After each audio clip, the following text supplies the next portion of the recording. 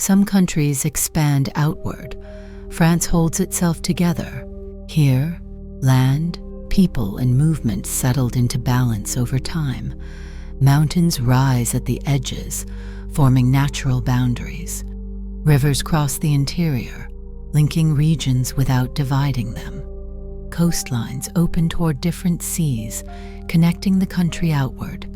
France does not rush. It arranges. This is a place shaped by structure, by geography that encouraged connection, and by history that refined it. France sits at the meeting point of Northern and Southern Europe. Its position made it a crossroads for trade, culture, and ideas. Natural borders defined the frame. The Alps and Pyrenees limited movement at the edges. Rivers such as the Seine, Loire, and Rhône guided settlement inward. Plains supported agriculture. River valleys supported cities. Routes formed early and remained useful. Rather than fragmenting, regions linked together. France developed through organization, bringing diverse landscapes into a shared system. Before moving deeper, a brief pause. If this calm beginning feels meaningful, a gentle subscribe helps support the journey and keeps these films alive. Now, France begins to unfold. The French Alps, a natural boundary along France's eastern edge, the Alps rise sharply. These mountains shaped climate, movement, and regional identity. Passes through the Alps controlled access, allowing trade and travel while limiting expansion. Valleys supported towns and routes. Rivers carried water and goods toward the interior. The Alps remain a defining presence, a boundary that protects while allowing connection.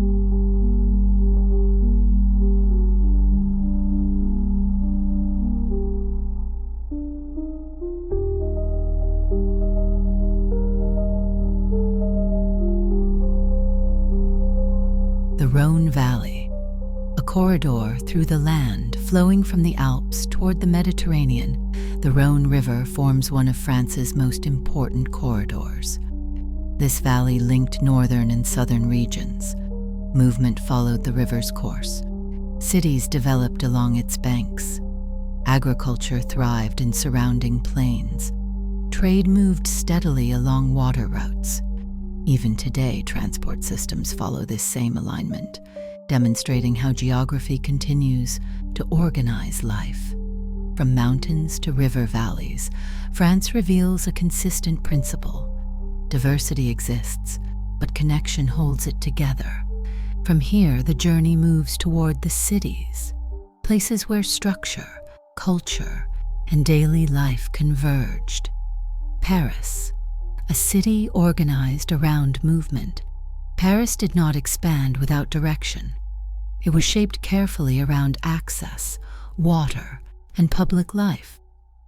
The city formed along the Seine, where early settlement found stability and trade. As it grew, development followed the river's curves, allowing movement to remain central. Streets radiate outward from key points, connecting neighborhoods rather than isolating them. Bridges link both sides of the river, reinforcing unity across the city. Public spaces play a defining role. Squares, gardens, and wide avenues create balance between density and openness. These spaces were designed not as decoration but as structure, organizing daily life at scale. Paris demonstrates how planning can guide growth without erasing what already exists. Modern systems adapt to historic form, preserving continuity. Urban planning. Order without rigidity, France's cities share a common approach to structure. Growth occurred through organization, rather than sprawl. Centers remained active. Expansion respected existing patterns. Wide boulevards improved circulation. Neighborhoods retained identity. Public buildings anchored civic life. This planning philosophy created cities that function efficiently without losing character. Movement remains intuitive. distances feel measured. The city supports flow rather than congestion. Urban design here reflects a broader national principle: balance through structure. Historic regional capitals, local power, and identity beyond Paris. Regional capitals played a vital role. These cities governed surrounding territories, supporting trade, culture, and administration. They developed near rivers, crossroads, and fertile land.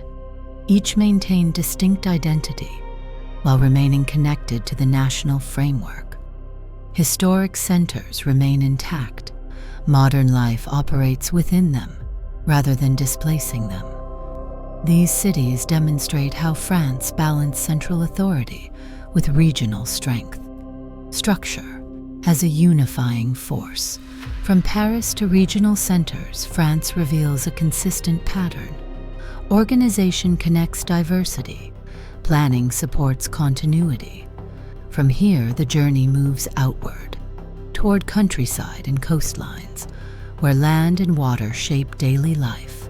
The Loire Valley.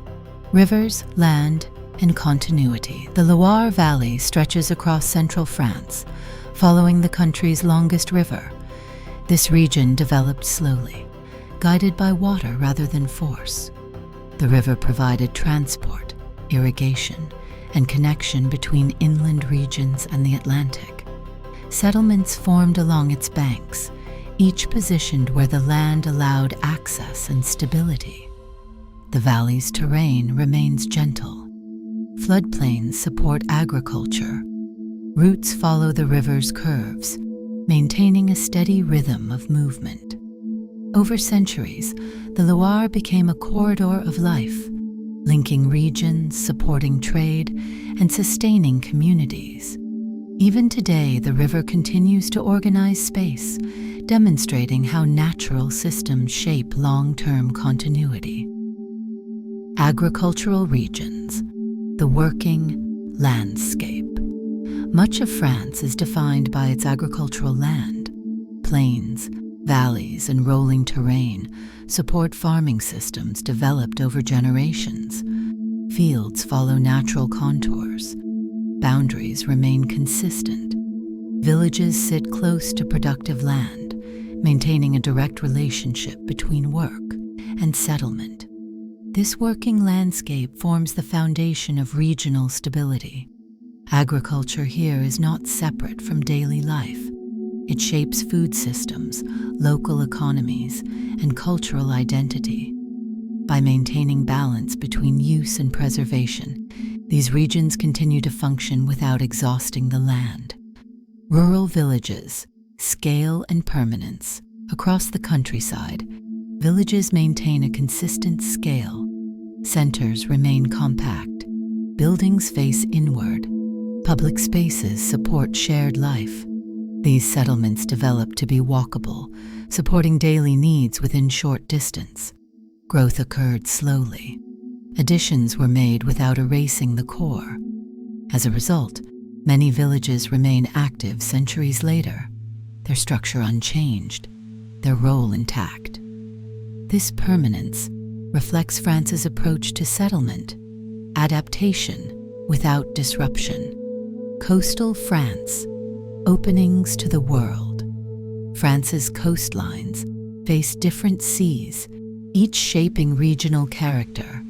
Ports developed where land provided shelter. Trade routes connected France to neighboring regions and distant markets. Coastal towns grew around access rather than size. Warehouses, docks, schools, and narrow streets formed close to the water. Even as technology advanced, these towns adapted without losing orientation toward the sea. Coastal France represents outward connection, a reminder that the country's structure was always linked beyond its borders. If this journey through France feels meaningful, a gentle subscribe helps support future films and keeps these stories alive. The journey continues. From rivers to villages, from farms to ports, France maintains a consistent balance. Land supports structure. Structure supports continuity. The journey now moves toward regions where terrain becomes more varied and identity more distinct. Southern France, a shift toward the Mediterranean. As the journey moves south, France begins to change. The land opens wider, the air feels lighter, movement slows.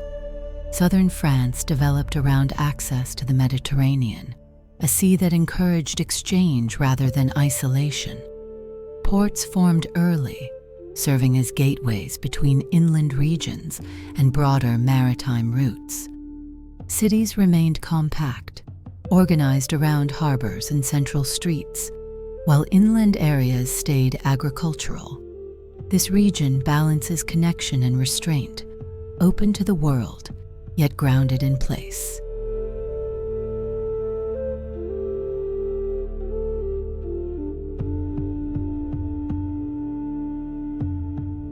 Mediterranean cities. Structure along the coast. Mediterranean cities in France developed with clarity. Harbors shaped layout. Streets aligned with shoreline access. Markets and public spaces formed close to water. These cities were built for movement. Goods arriving, people passing through, ideas exchanging hands. Despite this activity, scale remained controlled.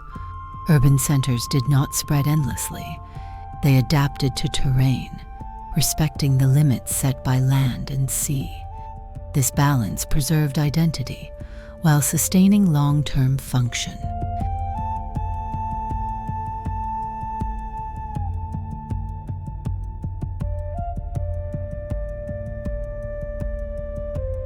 The Pyrenees, a natural divide. Along the southern border, the Pyrenees form a strong natural boundary. These mountains separate France from the Iberian Peninsula, shaping climate, movement, and cultural exchange. Passes through the Pyrenees controlled access, allowing selective connection rather than unrestricted flow. Valleys supported settlements. Routes followed elevation changes carefully. The Pyrenees emphasize how France's borders were shaped by geography first. Politics followed later. Regional contrast. Many landscapes. One structure from northern plains to southern coastlines. From alpine borders to agricultural valleys, France holds multiple identities. Each region developed independently, responding to local geography and resources. Yet shared systems, roads, rivers, governance, kept the country unified. This contrast does not fragment France, it strengthens it. Diversity exists within a clear framework. France does not rely on uniformity, it relies on structure, allowing difference while maintaining cohesion. The final chapter now brings the journey together, revealing how land, cities, and systems remain connected through time. Modern France, continuity within change. Modern France developed without abandoning its foundations. Cities expanded while preserving their historic centers. Infrastructure followed long-established corridors. Rail lines, highways, and urban systems fit within patterns shaped centuries earlier. Public spaces remain central to daily life. Streets continue to serve movement and gathering. Markets, plazas, and civic buildings retain their original purpose. Progress here does not replace structure. It works within it. This approach allows France to move forward while keeping its identity intact. If this slow journey through France felt meaningful, a gentle subscribe helps support future films and keeps these stories alive. Thank you for traveling through France. The next unseen land is already waiting.